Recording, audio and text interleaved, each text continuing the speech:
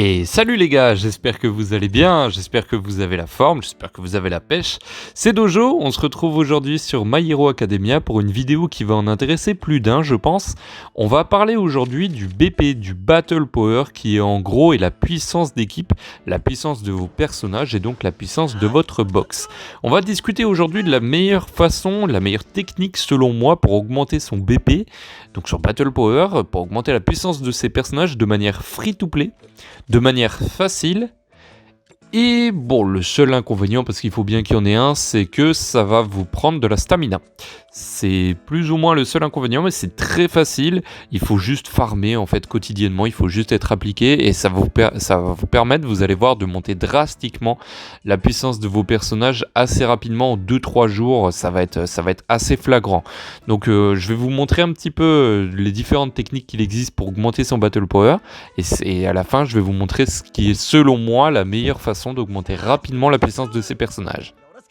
Alors on va déjà commencer par récapituler les techniques qu'il existe pour augmenter ses BP. La technique la plus facile, la plus courante on va dire, c'est tout ce qui est entraînement en fait, c'est monter vos personnages de niveau. Donc pour ça il faut avancer dans le story mode, ça va vous permettre de débloquer des équipements, enfin des espèces de... Enfin c'est des appareils de muscu en fait pour vous permettre d'entraîner vos persos et après qu'ils fassent de l'entraînement et donc qui montent de niveau. Donc c'est la première chose, et après ça vous allez pouvoir débloquer aussi des nouveaux skills, enfin en tout cas améliorer vos skills existants ou débloquer de nouveaux skills. Ça c'est avec la résonance. La résonance c'est tout ce qui est les fragments en fait que vous récupérez. Quand un personnage monte de niveau en fait, quand il passe du rang A au rang S, par exemple, il débloquera une nouvelle capacité, un nouveau skill qu'après vous pourrez améliorer en fonction aussi de son level que vous aurez augmenté via le mode histoire et les entraînements. Donc il y a ça en fait ça fonctionne par palier de 10 niveaux. Dès que vous avez atteint un palier de 10 niveaux, il faut faire les entraînements. Il y a à chaque fois 2 ou 3 outils qui sont nécessaires. Donc pour ça, il faut augmenter dans le mode histoire ou alors vous pouvez les farmer. Et ensuite, vous avez l'XP en fait qui s'acquiert en leur donnant de la bouffe. Donc pour ça, vous avez un Hero Supply qui est disponible pour récupérer de la bouffe tous les jours. Mais voilà, c'est la première façon qu'il existe, on va dire la plus facile. Après, il y a tout ce qui est affinité. Je vais même pas forcément en parler parce que c'est superflu, hein. C'est plus en tant que support que c'est utile. Mais ça rapporte pas grand chose, hein, l'affinité. Il y a tout ce qui est talent. Là, par contre, les talents, c'est vrai que c'est intéressant parce que ça débloque des nouvelles capacités sur vos personnages. Soit ça renforce leurs sorts existants, soit ça en débloque de nouveaux. Pour Izuku, par exemple, ça vous permet d'avoir sa capacité, son W en double en fait, de pouvoir le faire 2 fois au lieu d'une. Donc ça peut vraiment être intéressant tout ce qui est talent, et ça va aussi vous faire augmenter vos BP. Et surtout ce qui est le plus intéressant, c'est j'ai gardé le meilleur pour la fin évidemment, c'est les deux choses qui sont assez difficiles. C'est pas que c'est difficile à farmer, c'est que ça demande en fait de la stamina comme d'habitude.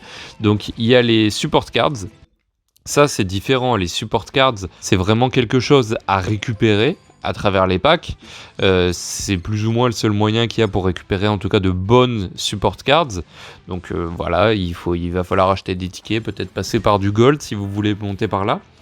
Mais pour moi, la technique la plus intéressante pour monter rapidement en free-to-play ces Battle Power, c'est ce qui s'appelle les chips, en fait, qui vous permettent de renforcer vos costumes, les costumes de vos héros. Donc ça, vous avez des chips qui sont collectives, on va dire, et des chips qui sont individuelles. Les chips individuels, ça vous permet de renforcer les stats de vos personnages. C'est des chips qui ne peuvent être équipés que sur un seul personnage. Et si en plus vous avez toute la collection pour ce personnage, ça vous donnera un bonus. Ça vous donnera un bonus et ça renforcera par exemple un de ses spells. Donc là, c'est le cas, en fait, le meilleur moyen de monter en free-to-play et assez rapidement, c'est donc de faire les Night Ops pour récupérer les chips. Je vais vous montrer en même temps, je vous montre en même temps.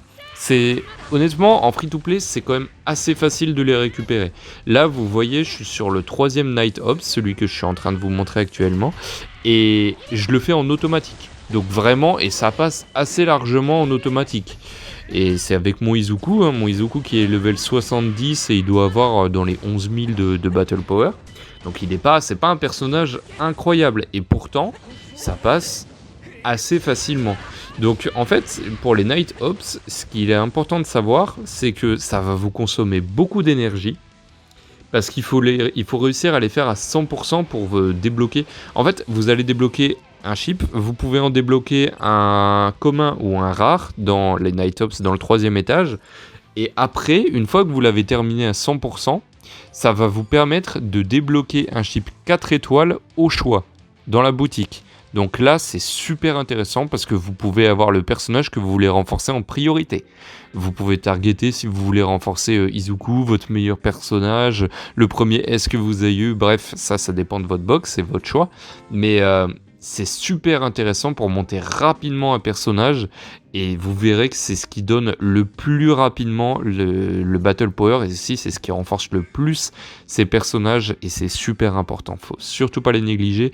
Je sais que moi pour l'instant j'ai des chips qui sont éclatés et je vais me concentrer là-dessus sur ces prochains jours parce que j'ai vraiment l'impression que c'est le truc à prioriser pour monter rapidement ces personnages. Voilà, c'est tout pour ce petit tuto, j'espère que ça vous aura plu les gars, j'espère que j'ai été clair. C'est vrai qu'il y a quand même beaucoup de choses, on découvre encore des choses une semaine après la sortie du jeu sur My Hero Academia. Donc n'hésitez pas, si vous avez des questions, n'hésitez pas à les poser en commentaire. Je vous invite aussi à suivre les autres vidéos tuto que j'ai fait sur le jeu et à vous abonner si vous voulez avoir un petit peu plus de contenu qui va arriver bientôt. Je vous dis à très vite les gars et je vous souhaite une bonne journée, salut.